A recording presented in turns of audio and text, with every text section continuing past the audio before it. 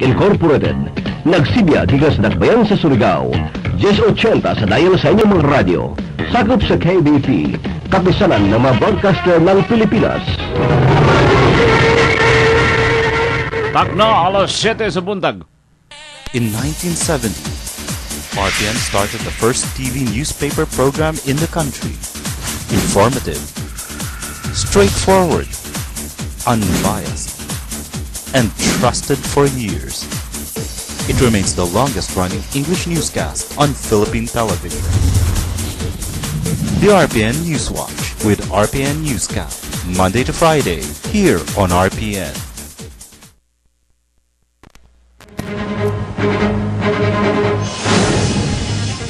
Headlines sa mga balita.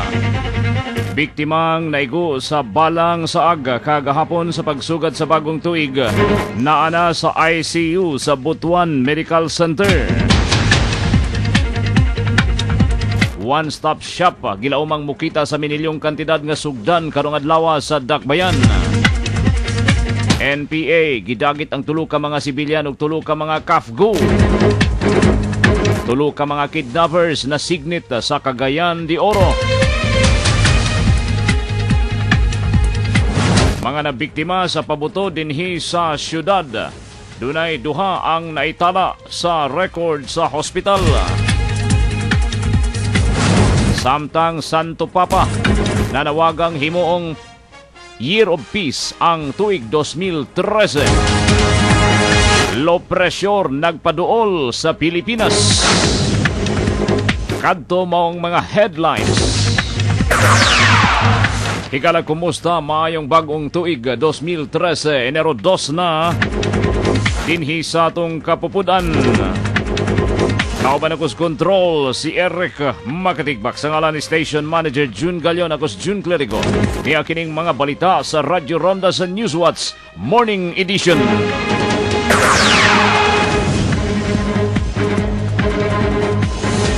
Gisulod na sa intensive care unit kon ICU ang biktimang bata nga naigo sa saag nga bala niadtong kadlawon sa Enero 1 dito sa may sitio Kayutan, Barangay Cagniog, gikan sa wala pa mailhing sospitsadong nagpabuto sa iyang armas. Sumala pa ni punong barangay Marieta Bukilon, gidala kagahapon sa hapon ngadto sa Butuan ang biktima nga si Jenelito Pacanyor. 15 anyos, usa ka tinun-an sa elementarya sa barangay Cagniog ning Dakbayan sa Surigao, human maigo sa saag nga bala ang walang bahin sa iyang ulo didto hadul sa ilang pinuy-anan sa kadlawon sa Enero 1 tuig 2013. Sumala pa ni Bukilon nga ang biktima gidala kini kagahapon sa hapon sa Butuan sakay sa ambulansya sa Quick Action Response Team sa Dakbayan sa Surigao. Pag-abot sa may Kitsaraw, nag-overheat ang ambulansya. Hinungdan nga nangayog pakitabang ang operator nini og driver sa pagluwas aron madali pagdala ang biktima ngadto sa Butuan City. Gilayon may responde ang kagamhanan sa syudad sa pagpangulo ni City Mayor Ernesto Nitoy Matugas og gipadala ang L300 van. Hangtod nga nakaabot na dito sa Butuan City ang biktima. Gidala kini sa General Santos Hospital apan gibalhin sa gobyernong Tambalanan ngamong Butuan Medical Center. Naka-ICU na ang biktima. Gitakdang karong alas 9 ang tak na sa buntag, operahan ang biktima ni Dr. Dakudaw. Og paabuton nga mugawas usab ang resulta sa CT scan sa ulo sa biktima nga gihimo kini kagahapon adlaw dito sa Butuan City. Sumala sa impormasyon kagabi sa MRI, ang bala mibalhin na sa likod sa iyang dalunggan sa wala nga bahin. Nag-awhag si punong barangay Marieta Bukilon sa mga Surigao-non nga kung adunay ilang ikatabang pagdunar og salapi nga gikinahanglan sa pasyente ang andam kining dawaton sa iyang panig. Samtang kagahapong adlaw, misanong usab sa panawagan ang pipila ka mga Surigao-non pinaagi sa tawag dinhi sa estasyon aron matabangan pinansyal ang pamilya nga malisuron usab ang kahimtang tungod kay nag-abang lamang og tricycle ang ginikanan niini. Kagahapon usab nga adlaw, mitawag dinhi sa Sibianan si Congressman Guillermo Romarate Jr. og mipagawas sa kantidad nga 20,000 ka pesos og ihatag kini karong adlaw ngadto sa biktima sa nayagom sa saag nga bala. One-stop shop gilaumang mukita sa minilyong kantidad sa pagbukas karong adlaw o pag-abli karong adlaw sa panggobyerno sa Dakbayan sa tuig 2013. Gipahayag ni Attorney Manuel Coro, ang City Administrator, nga ang one-stop shop nakaandam nang ipahimutang sa Surigao City Gymnasium human sa ipahigayon nga Thanksgiving Mass. Ang syudad sa Surigao naghalad og misa kagainang alas 6:30 ang tagna sa buntag o gilaumang matapos pasado alas 7 ang takna karong buntag sa City Cathedral. Kiniagig pagpasalamat sa mga grasyang nadawat sa tuig 2012 o ang pagpangayog bendisyon sa kahitasan nga giyahan ang tuig 2013 nga dugang kalambuan maangkon sa syudad. Ang one-stop shop mao usa ka pamaagi nga mapadali ang pagproseso sa mga business permit ug licenses nga gipahigayon sa Dakbayan sa Surigao. Karong adlaw ang pag-unang pag-abli sa tingtrabaho sa tuig 2013, panguluhan mismo ni City Mayor Ernesto Nitoy Matugas.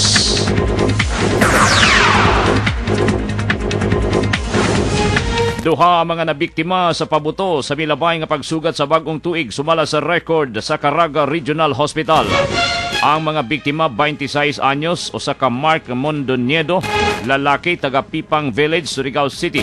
Nahitala ang record sa Caraga Regional Hospital nga kini nabuthan mga alas 9:10 ang takna sa buntag kagahapon, Enero 1. Laing biktima ang gidala sa Caraga Regional Hospital ang usa ka Jimboy Hadj Montero, lalaki gihapon nga taga Barangay Lipata. Nahi-record kini nga ang biktima nahiagom sa pabuto alas 9:30 ang takna kagahapon sa buntag. Samtang duha usab ka mga bata ang gipakatao sa Caraga Regional Hospital sa pagsulod sa tuig 2013. Kini mao ang anak ni Menia Elizabeth nga taga Barangay Mapawa. Alas 12:31 natao ang batang lalaki. Samtang ikaduhang nanganak sa bagong tuig mao si Ophelia Pelyudar, taga Sitio Biborhan, Barangay Rizal. Mga 1:37 ang takna sa kadlawon, gipakatao ang batang lalaki.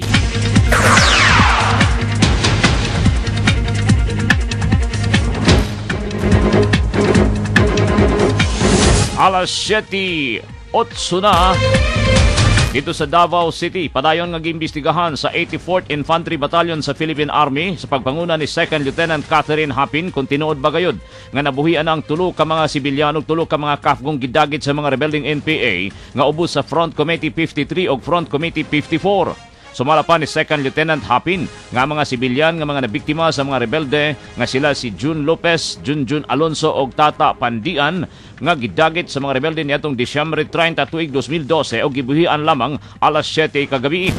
Ang duha ka mga kafgong gidagit kagahapon sa kadlawon mao sila si Kafgo Artemio Sipoy ug Kafgo Aaron Belen.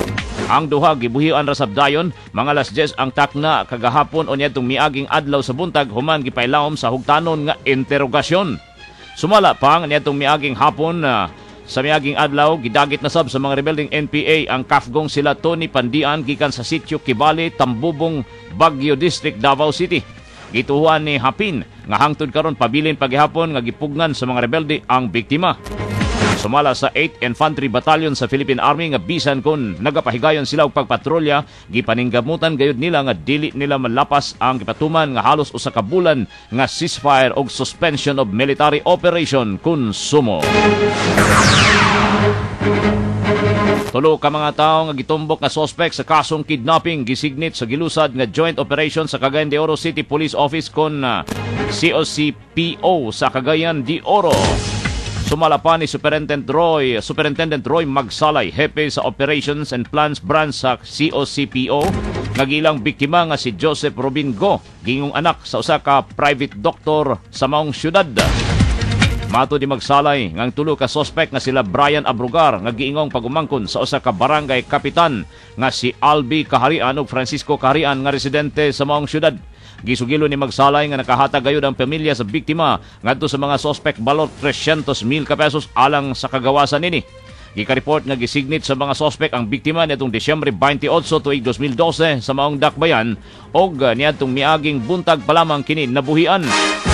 Isayran nga gisulod pa sa kapulisan ang pinuyanan sa suspitsado sa barangay Bayabas, Cagayan de Oro City ay hakini hingpit na bitbit sa detention center sa Maharlika headquarters sa maong syudad. Sa Agusan del Norte, mitala usab og duha ka mga New Year babies ug duha usab ang patay. Sa report nga nanukad sa Butuan City, duha ka mga batang lalaki ang opisyal nga natala sa Agusan del Norte Provincial Hospital human natawo sa pagsulod sa bagong tuig 2013. Unang natawo kagahapon sa alas 2 sa kadlawon si Baby Boy Pablo, gikan siyang 44 anyos nga inahang si Antonieta nga taga Purok 2A, Barangay Bunbon, Butuan. Kinsa ikanapulo na nga anak sa maong ginang. Paglabay sa usa ka oras natawo sab si Baby Boy Stephen Golciano, gikan siyang 21 anyos nga inahang si Emily Golciano nga lumulupyo sa Purok 8, Barangay Dumalagan, Syudad sa Butuan na kinsa niadtong kagahapon nadala sa hospital. Samtang sa gihimong monitoring sugod pa sa alas 6 kagabi, dunay usa ka saag nga bala ang maigo usab sa usa ka aparador. Sulod sa kwarto sa pamilyang Caraballes sa Emenville Subdivision sa Butuan City. Apan wala kini miangol sa ilang pamilya. Usa ka patayng lawas usab sa wala mailang lalaki ang napalgang nagbuyod na sa Kalapukan sa Puron 1, Ubod-Ubod, Barangay Baan, Butuan City. Kinsa gisuta pa kung unsa ang hinungdan sa iyang kamatayon. Patay usab ang usa ka Edwin Ferrer, 49 anyos, residente sa Barubo, Surigao del Sur. Human gipusil sa wala mailang mga suspitsado samtang nagmaneho sa iyang gisakyang motorsiklo didto sa Barangay Anibungan, Lianga, Surigao del Sur. Upat usab ang angol dihang gibanggaan sa tulo ka mga lalaking sakay sa motorsiklo ang nagbaktas nga si Eugenio Casimero sa Purok 3, Barangay Doña Rosario, Rubay, Agusan del Norte or Tubay, Agusan del Norte kagahapon sa alas 12 sa tungang gabi.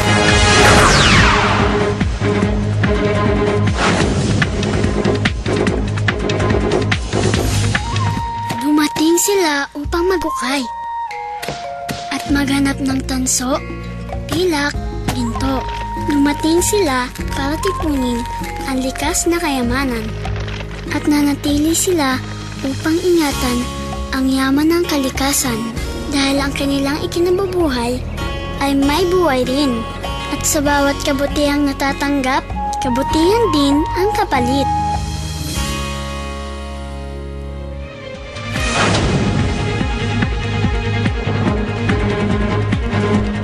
Padayon sa atong mga balita sa Radyo Ronda sa Newswatch Morning Edition. Mga nasamdan sa pabuto sa pagsugat sa bagong tuig mikunhod og 17%. Sumala pa ni Health Secretary Enrique Una sa ilang opisyal nga talaan, miabot lamang ngadto sa 413 ang mga nasamdan. Kung kini mikunhod og 17% itandi sa gidaganon sa mga nabuthan sa miaging tuig.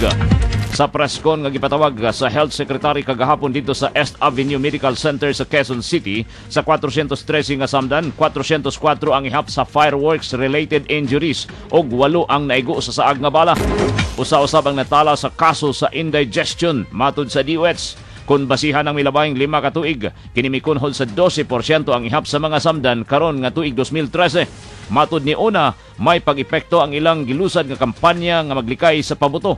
Apan mas maayo nga sunod tuig, wala na'y mabiktima pa sa pabuto. Gitagaan usab og credit ni Secretary Una ang paningkamot ni Assistant Secretary Eric Tayag, labi na sa promosyon sa pagsayaw na lamang sa Gangnam Style, inay mo gamit og pabuto sa pagsugat sa bagong tuig. Samtang padayon pa ang DOH sa pagtala sa mga nabuthan hangtod sa Enero 5. Nagtuo ang Department of Health nga doon na pay laing mga nabuthan nga wala magpa-hospital ug nag-self-medication na lamang sa ilang panimalay. Base sa record sa miaging tuig 2012, miabot na ngadto sa 1021 ang mga nasamdan, 794 sa tuig 2011 ug 597 sa tuig 2010. Gana ba yung Gangnam, no? Gangnam Style nga sayaw ni Psy. Kining Gangnam Style mao ni ang nakapaingganyo sa kadaghanan mga mananayaw sa entero Pilipinas. Pero wala gihapon makapugong sa kadaghanan sa mga kaigsunan natong nagbibo sa bagong tuig pinagi sa paggamit og pabuto.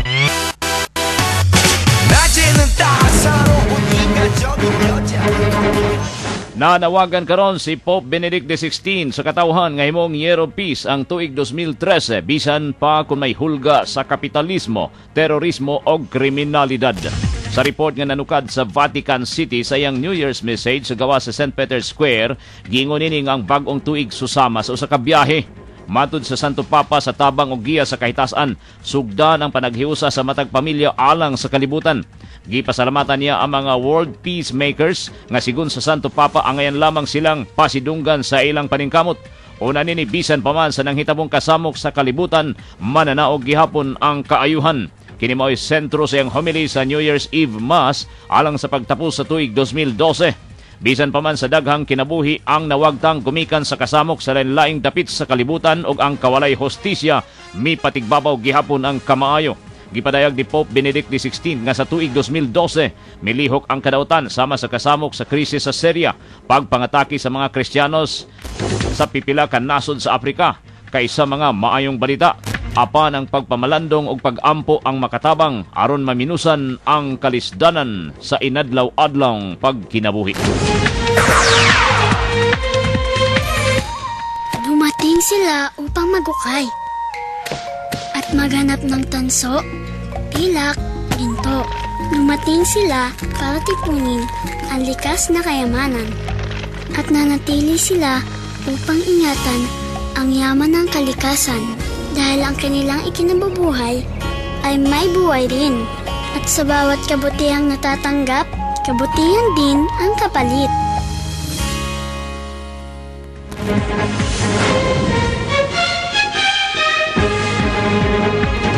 Padayon sa itong mga balita sa Radyo Ronda sa Newswatch Morning Edition.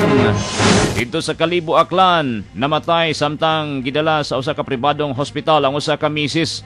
Human kini maigo sa saag nga bala sa pagsulod sa iyang kwarto human sa selebrasyon sa bag-ong tuig niadtong miaging gabi sa barangay New Buswang, Kalibo, Aklan. Ilang biktima nga si Mayet Miranda Tulio, 28 anyos, usa ka meat vendor og lumulupyo sa Kalibo, Aklan. Base sa report, naitabo ang insidente mga alas 2 kagahapon sa kadlawon sulod sa balay sa biktima. Si Tulio naigo sa bala sa iyang tuong dughan. Gikan sa wala pa matinong kalibre sa armas ug wala usab mailhi ang suspitsado. Ang biktima nadali pa pagdala sa St. Gabriel Hospital sa iyang bana apan namatay kini samtang gitambalan. Nanawagan karon ang kapulisan sa mga lumulupyo nga ipahibalo ngadto sa ilang buhatan kung kinsa man ang nakakita sa taong nagpabuto gamit ang armas sa ilang lugar sa maong oras. Nagpahigayon usab og masubsob nga investigasyon ang Kalibo PNP aron matumbok kung kinsa ang manubag sa maong krimen. Moabot ngadto sa balor 30,000 nga mga pabuto ang gibasa o gipanglabog sa Bureau of Fire Protection sa Naga City kagahapon. Sumala pa ni Naga City Fire Marshal Rachel Verbo. Kini kabahin sa ilang pamaagi alang sa pagdispatsar sa mga pabutong ilang nasakpit na gikan sa merkado sa naisgutang syudad. Gamit ang hose sa Bureau of Fire Protection fire truck, gibasa nila ang mga pabuto at tubangan sa ilang opisina og dayon gilabay. Nahibaw ang supak ang maong mga matang sa pabuto gumikan sa kadaghan sa pulbura nga gigamit nini og gipangbaligya sa mga pumapalit. Gisiguro sa mga opisyal nga padayon ang ilang pagbantay sa mga tindahan sa pabuto. Gikalipay usab sa mga kadagkuan nga dili moubos sa 5 lamang ang mga nabiktima sa pabuto sa maong syudad. Nabalhog karon sa karsel sa Rojas City Police Station ang usa ka lalaki human kini miangkong iyang gilugos ang 7 anyos nga batang babae. Giangkon sa suspitsadong si Orlando Labto, taga Bolo, Rojas City, nga nahimo niya ang maong salaod ngadto sa minor de edad nga giila lamang sa pangalang Mimi. Nahibaw-an nga gikainom pa sa suspitsado ang amahan sa bata. Samtang nagsaulog sila sa bag-ong tuig dito mismo sa balay sa biktima. Matod pa ni Labto, nahitabo og nga nahimo niya ang krimen sa paglugo sa bata gumikan daw sa sobra niyang kahubog. Pag sobra diyang hubog, maka-rape pa. Na diskubrihan lamang ang maong insidente sa pagpanlugo sa dihang nagpunay og hilak ang biktima. Tutukan na sa kapulisan ang pagpangandam sa umabot nga eleksyon karong tuiga. Human sa pinakabisi nila nga adlaw ang pagpangandam sa pagsugat sa bag-ong tuig. Diin gipailawom sa red alert status ang hanay sa kapulisan sa New Year. Matud pa ni PNP Chief Alan Purisima nga mas miluag karon ang ilang schedule ug matutukan na pag-ayo ang mga pagpangandam sa mga areas of concern sa Commission on Elections. Karong adlaw tangtango na sa kapulisan ang mga gipangpahimutan nga masking tape ug silyo sa mga buka sa armas niini sa ilang mga ginsakupan. Gikitahong suspinsohon sa ilang katungdanan ang pulis nga napamatud ang nagpabuto sa iyang armas nga walay igong basihan, samtang tanggalon sa trabaho ang mga pulis nga mapakyas pagdepensa sa ilang kaugalingon kung nganong naggamit sila sa ilang armas o gimipabuto sa milabay nga holiday season. Dito sa Langyawng Lapihan, 60 ang patay sa stampede nga nahitabo sa Ivory Coast. Maabot nga to 60 katawang namatay sa nahitabong stampede sa Ivory Coast dungan sa gipahigayong fireworks display agig pagsaulog sa bagong tuig. Sumala sa report ang dugoong stampede haduol sa Felix Houphouet Boigny Stadium sa siyudad sa Abidjan. Nagpahigayon karon og investigasyon ang mga otoridad sa nahisgutang panghitabo. 200 usab ang gikatahong mga naangol or nasamdan sa nahitabong stampede.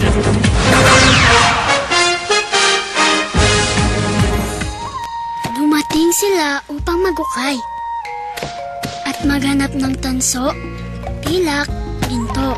Dumating sila para tipunin ang likas na kayamanan at nanatili sila upang ingatan ang yaman ng kalikasan dahil ang kanilang ikinabubuhay ay may buhay rin. At sa bawat kabutihang natatanggap, kabutihan din ang kapalit.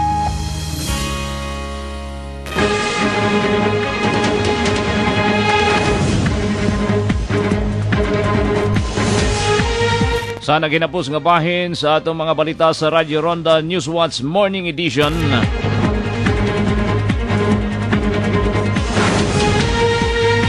Best year ang 2012 para kay Juan Manuel Marquez. Part 5 fight versus Pacquiao, gi-estudyuhan pa. Mali pa yung gisugat ni 4 Division World Champion Juan Manuel Marquez ang bagong tuig. Uban siyang mahal sa kinabuhi dito sa Mexico. Matud ni Marquez, manindot nga tuig para kaniya ang tuig 2012. Din sa duha ka mga away gihimo nini, pulos siya nagmalampuson. Gingon sa Mexican boxer nga unang away niya sa tuig dito sa Mexico City, gipildi niya si Sergey Fedchenko og nakuha ang ikaupat nga world title. Ang iyang kadaugan usab bato kang Manny Pacquiao mo'y usa ka pinakadakong away og kadaugan nga iyang naangkon sa boxing career. Gingon ni Marquez nga gitapos niya ang away uban kang Pacquiao pinagi sa usa ka makusog nga kinumo nga mo'y nakapahagsa og nakapakulob sa Filipino champion. Sa pagkakaron, wala pa'y plano si Marquez kung idayon ba ang part 5 fight. Tali kang Manny Pacquiao o hingpit na ba siyang magritero sa pamoksing. Duha ka simanang humanaangkon ang kalampusan sa Pilipinas sa Miss Universe 2012. Midaog usab isip 2012 Miss Tourism International ang kandidata sa Pilipinas nga si Rezini Alexis Gomez.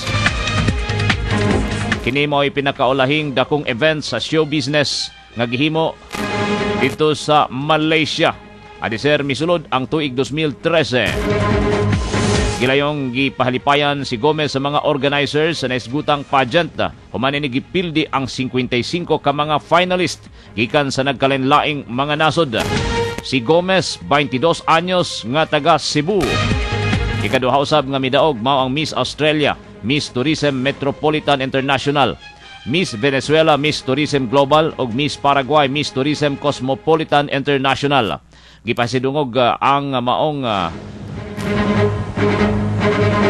pageant sa Dream Girl of the Year ngadto sa Miss Malaysia. Ang Miss Tourism International mao usa ka tinuig nga beauty contest human kini nagsugod niya atong 1994 sa Malaysia.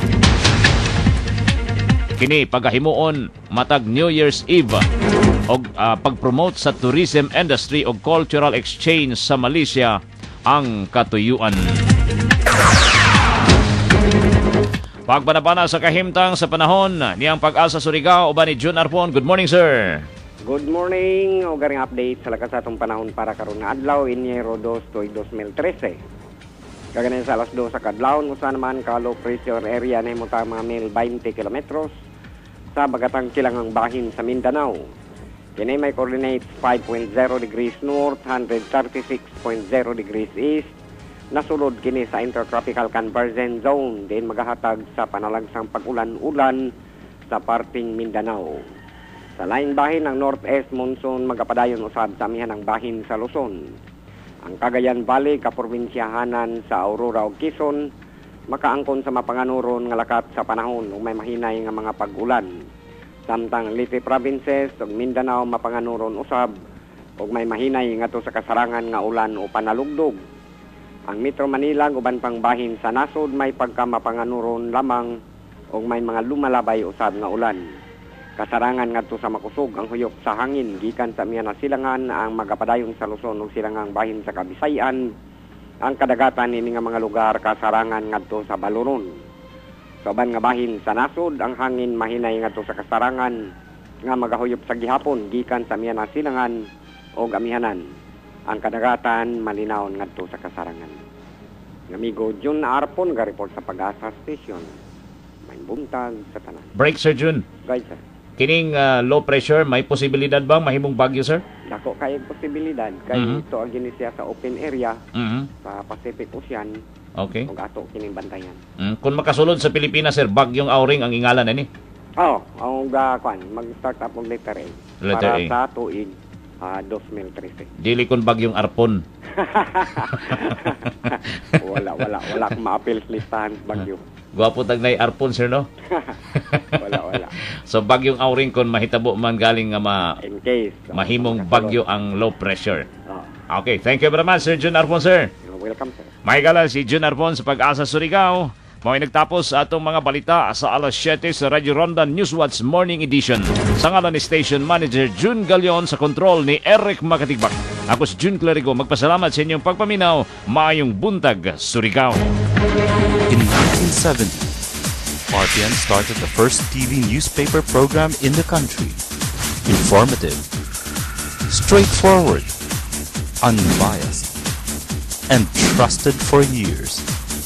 It remains the longest-running English newscast on Philippine television. The RPN Newswatch with RPN Newscast, Monday to Friday, here on RPN.